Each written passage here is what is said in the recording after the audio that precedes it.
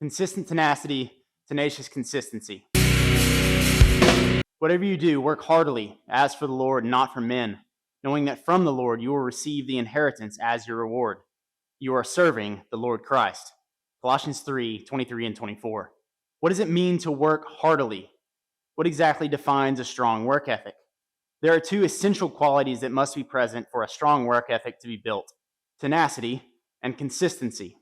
Without either of these two attributes, a fully fledged man with a strong work ethic cannot be formed. Let's start with tenacity. If we were to add a bit more color to that verse in Colossians 3, we might say that Paul is advocating for Christians to work wholeheartedly rather than half-heartedly, as for the Lord, in whatever it is that they set their hands to. If this is to be obeyed and carried out in our lives, then we must have a measure of tenacity and intensity in the way that we attack the work that God has given us to do. For men especially, this entails a degree of aggression. We cannot sit back and wait for the fulfillment of our duties to fall into our laps. We must attack.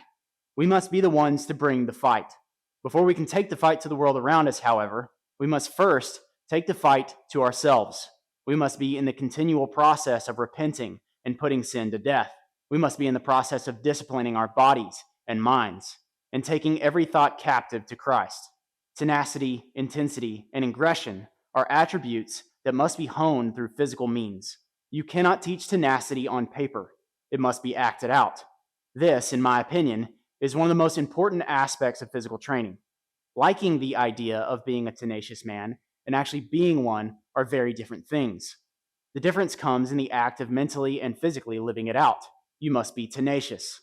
Next, we have consistency. We have terms in the English language to describe people who are not consistent: flukes, flaky, one-hit wonders, sunshine patriots.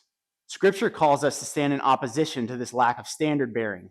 We are called to imitate Christ, who is perfect, holding with heart, soul, mind, and strength to every precept of the law for every breath of his earthly life. If we are to work heartily as to the Lord, then a lack of consistency must be fought tooth and nail. Many are capable of one intense effort every few months or years. Few are willing to do the necessary work day in and day out that improvement requires. One intense workout or healthy meal per week is not enough.